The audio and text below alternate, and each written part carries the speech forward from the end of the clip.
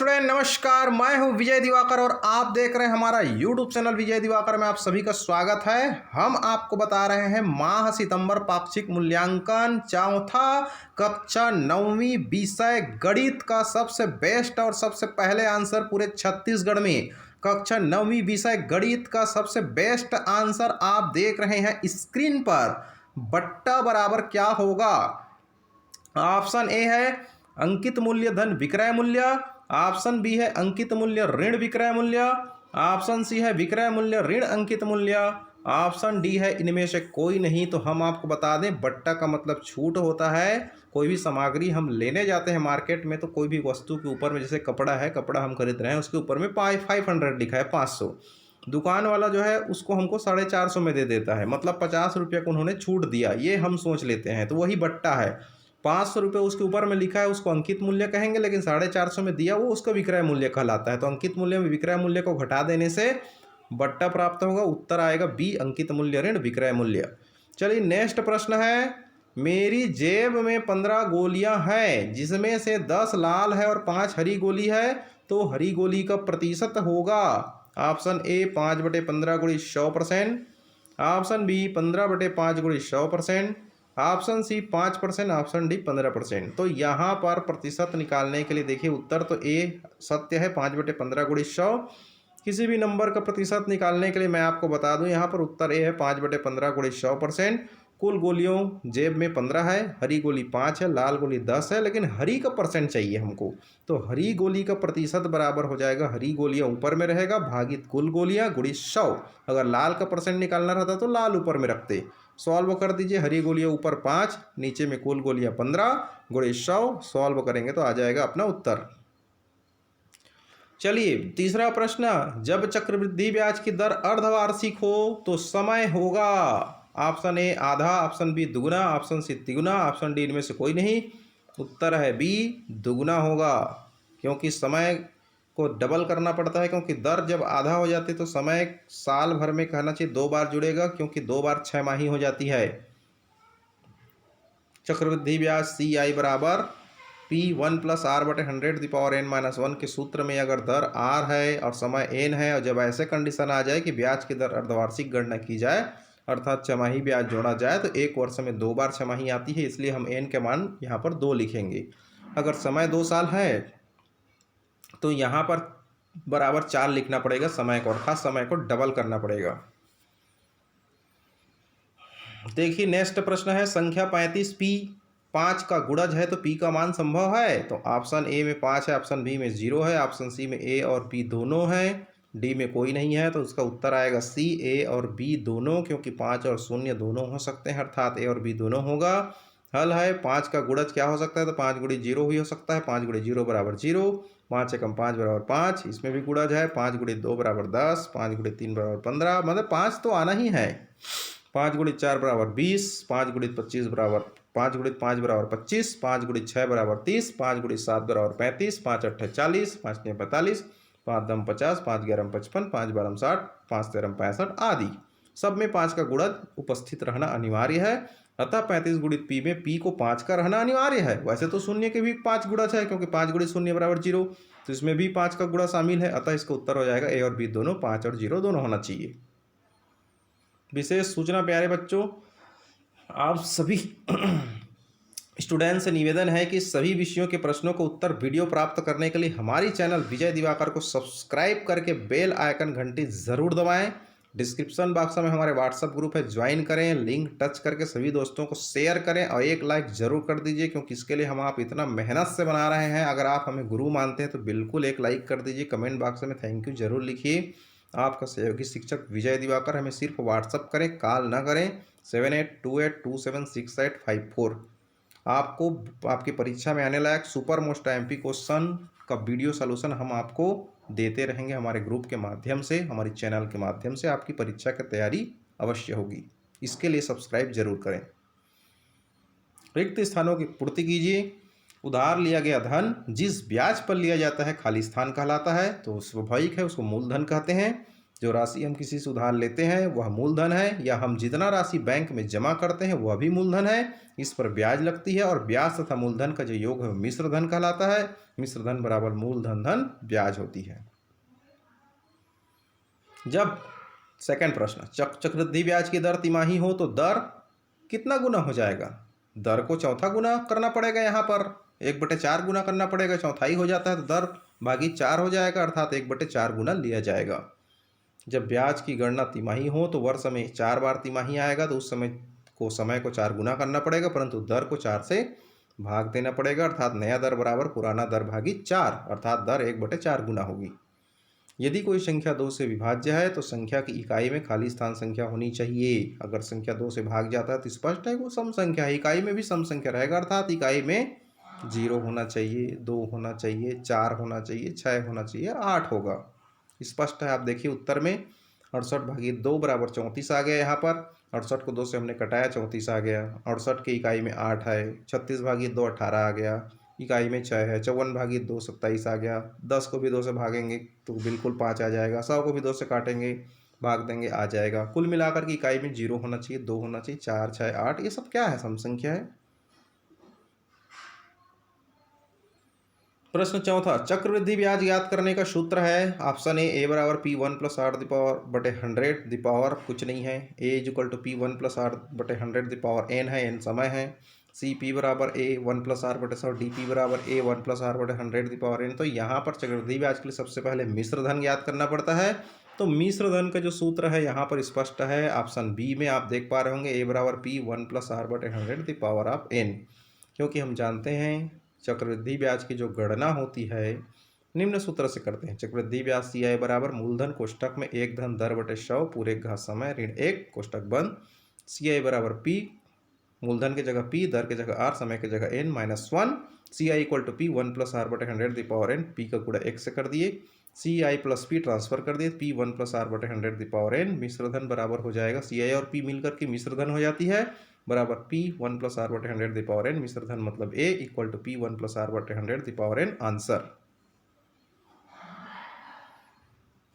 अति लघुत्तरी प्रश्न, प्रत्येक पर 2 अंक है। प्रश्न दूसरा है 6A3B, 9 से विभाजित एक संख्या है तो A और B का मान ज्ञात कीजिए। तो यहाँ पर 9 से विभाज्यता के रूल के हिसाब से 6A3B में दिए का मान 3 रख दे, B का मान 6 रखा जाए तो 6,336 प्राप्त होगी, जो 9 से विभाजित हो जाएगा। देखिए 9 से भाग करके हम बताते हैं, 9 7 63, फिर उसके बाद 9 0 0 9 चौक 36, 704 आ गया। तो यहाँ पर 6336 का बीजांग निकालें तो 6 धन 3 धन 3 धन 6 है, अर्थात यहाँ पर 6 3 9 3 6 9 9 9 18, 18 को 1 और 8 को जोड़े तो 9, अतः 6336 संख्या 9 से विभाज्य है, मतलब A का मान 3 आ जाएगा और B का मान 6 आ जाएगा।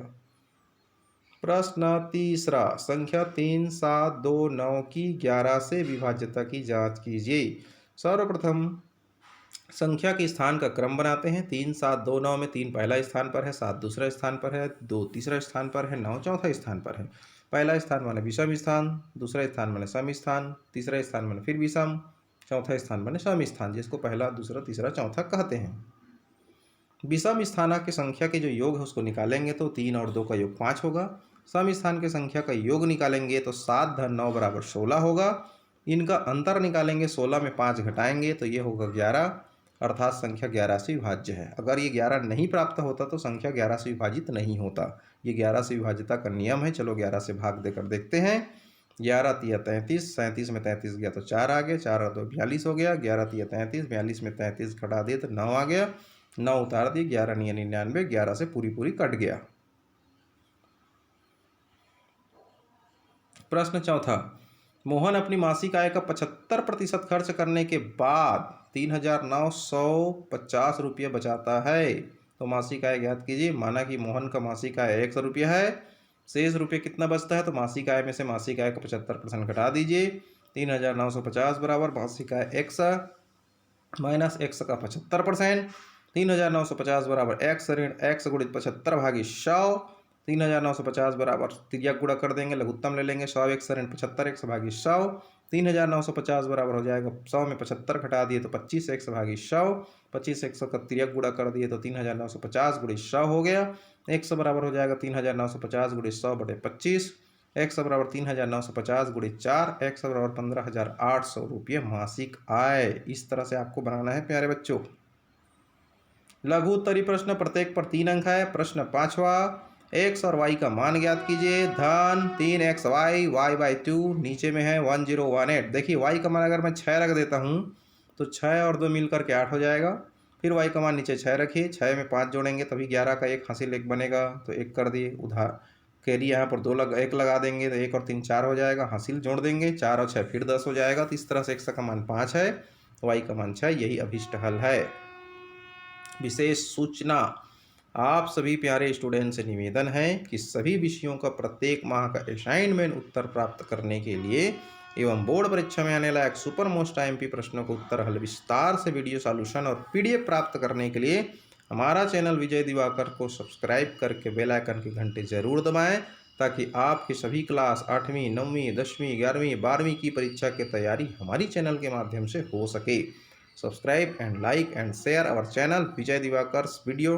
डिस्क्रिप्शन बॉक्स में व्हाट्सएप ग्रुप है, टेलीग्राम ग्रुप है, आप ज्वाइन कर सकते हैं। बिल्कुल लिंक टच करके ज्वाइन जरूर कीजिएगा। और अगर हमारा वीडियो पसंद आ रही, हमारी मेहनत को ध्यान में रखते हैं, हमें गुरु मानते हैं, तो बिल्कुल आप हमें कमेंट बॉक्स में थैंक यू लिखिए और हमारे इस वीडियो को जरूर लाइक कीजिए। आपके लाइक करने से हमारा हौसला बढ़ेगा और हर माह आपके लिए हम बेस्ट से बेस्ट आंसर बनाते रहेंगे। प्रश्न 6वां, ललिता ने एक माइक्रोवेव ओवन 12% वैट सहित 9,016 रुपये में खरीदा। वैट जोड़ने से पहले माइक्रोवेव ओवन का मूल्य क्या है? हल, माना कि माइक्रोवेव ओवन का मूल्य वैट जोड़ने से पहले x रुपये था। वैट 12% जोड़ने के बाद उसका मूल्य 9,016 हो जाएगा। x धन x का 12% जोड़ दीजिए, 9,016 हो गया। x धन x का 12% मान 100 गुणित 12/100 बराबर 9,016। तिर्यक गुणा करेंगे, 100 x धन 12 100 बटे 100 बराबर 9,016। जोड़ दीजिए, 112 100 बटे 100 बराबर 9,016। 112 x बराबर तिर्यक गुणा 9,016 गुणित 16, x बराबर 9,016 गुणित 100 भागित 112। x बराबर 100 काट दिया, 80.5 गुणित 16 गुणा कर दिया 8,050 रुपया। अतः उत्तर x बराबर 8,050 रुपये उसके वेट जोड़ने से पहले था। दीर्घ उत्तरी प्रश्न, प्रत्येक प्रश्न पर 5 अंक निर्धारित है। प्रश्न 7वां, बैंक में जमा धन राशि 50,000 रुपये पर 15% वार्षिक चक्रवृद्धि ब्याज की दर से 2 वर्ष के ब्याज की गणना कीजिए। मूलधन है P बराबर 50,000 रुपया, दर है R बराबर 15% वार्षिक, समय है N बराबर 2 वर्ष, मिश्र धन है A बराबर P कोष्ठक में 1 धन R बटे 100 की घात N। A बराबर P का मान 50,000, 1 धन R का मान 15/100 पूरे का घात 2। 50,000 गुणित 1 धन 15 और 100 को काट दिए 5 से, 5 या 15, 5 दूनी 10, 5 सौ 9 सबकी घात 2। 50,000 गुणित लघुत्तम ले लिए 20 और 1 21, 20 से कम 20 और 3 23 बटे 20 पूरे की घात 2। 50,000 गुणित 23 बटे 20 गुणित 23 बटे 20। 50,000 गुणित 529 बटे 400। 50,000 में से 2 जीरो काट दिए तो 500 बच गया, गुणित 529 बटे 4 गुणा कर दीजिए 500 में 529 का, तो ये अगर 500 को 4 से भाग दे देंगे तो 125 गुणित 529 आ गया। मल्टीप्लाई कर देंगे तो 125 गुणित 529 का गुणा हो जाएगा 66,125। ब्याज बराबर हो जाएगा मिश्र धन माइनस मूलधन, और मिश्र धन है 66,125 माइनस की मूलधन 50,000, ब्याज बराबर हो जाएगा 16,125 रुपये। इस तरह से बेस्ट आंसर बन गया। प्रश्न 8वां का हल अथवा का हल सॉल्व करते हैं। चलिए, 1,260 रुपये का 5% वार्षिक ब्याज की दर से 2 वर्ष के लिए जो साधारण ब्याज और चक्रवृद्धि ब्याज का जो अंतर है वो आपको ज्ञात करना है। कैसे बनाएंगे? देखिए, सबसे पहले हम लोग निकालते हैं मूलधन P बराबर 1,260 रुपया, दर है R बराबर 5%, समय है T का हो चाहे N का हो इक्वल टू 2 वर्ष। साधारण ब्याज पहले निकाल लेते हैं। साधारण ब्याज I1 बराबर हो जाएगा 5 गुणित R गुणित T या N भागित 100। सॉल्व करते हैं, पुट करते हैं। I1 बराबर P का मान 1,260 गुणित R का मान 5 गुणित 2 भागित 100। सॉल्व करने के लिए मैंने 5 को 2 से गुणा कर दिया, 5 दूनी 10 हो गया। यहाँ पर 1,260 गुणित 10 भागित 100 में से एक एक जीरो हमने काट दिए, ऊपर से नीचे का 100 में से काट दी तो 126 रुपये बच गया, जो कि साधारण ब्याज है। अब क्या करेंगे? चक्रवृद्धि ब्याज हेतु मिश्र धन A बराबर P कोष्ठक में 1 + R बटे 100 द पावर ऑफ N का फार्मूला लगा देंगे। मिश्र धन A बराबर P का मान 1,260, 1 + R के जगह 5 भागित 100 पूरे का घात 2, 5 और 100 को काट दिए, 5 एकम 5, 5 दूनी 10, 5 शून्य शून्य कट गया। अब इसके बाद इसका हम लोग लघुत्तम ले लेते हैं यहाँ पर। तो इस तरह से आपका ये हो जाएगा 1260, 20 एकम 20 धन 1 भागित 20, 20 और 1 21 बटे 20 का पूरे का वर्ग। 1260 गुणित 21 बटे 20 गुणित 21 बटे 20, 1260 गुणित 21, 21 441 भागित 400, दोनों में से एक एक जीरो काट दिए, 126 गुणित 441 बटे 40। चलो 2 से काट देते हैं, 2 से जब इसको काटेंगे 2 छिक्का 12, 2 तिया 6, 2 दूनी 4, 2 शून्य शून्य, 63 गुणित 441 बटे 20 गुणा कर दिए 27,783 भागित 20, 1389.15 रुपया। चक्रवृद्धि ब्याज I2 बराबर हो जाएगा A माइनस पी, ए का मान 1389.15 माइनस 1260, I2 बराबर हो जाएगा, दोनों को जब हम घटा देंगे यहाँ पर से तो 129.15 रुपया। दोनों ब्याज में अंतर हो जाएगा, I2 माइनस I1 129.15 माइनस 126 बराबर 3 रुपये 15 पैसे हो जाएगा। तो इस तरह से कृपया ध्यान दीजिए प्यारे बच्चों, कक्षा 9वीं के सभी विषयों का प्रत्येक माह का पाक्षिक मूल्यांकन का उत्तर प्राप्त करने के लिए हमारा चैनल सब्सक्राइब करके रखें। विजय दिवाकर चैनल को बिल्कुल सब्सक्राइब कर लीजिए। अगर पहली बार देख रहे हैं तो अपने दोस्तों को भी फॉरवर्ड कर दीजिए। हमारी मेहनत को ध्यान में रखते हुए आप हमें अगर गुरु मानते हैं तो एक लाइक जरूर कर दीजिए, अपने दोस्तों को जरूर शेयर कर दीजिए। मुझे कमेंट बॉक्स में लिख कर थैंक्स जरूर बोल सकते हैं। आपके लाइक करने और थैंक्स बोलने से हमारा हौसला बढ़ जाती है, जिसके लिए हम आपके लिए और अच्छे से कार्य करेंगे। मेरा WhatsApp group, Telegram group join करें, डिस्क्रिप्शन बॉक्स में लिंक है। आपका Guruji Vijay Kumar Diwakar. Best of luck dear student, thank you.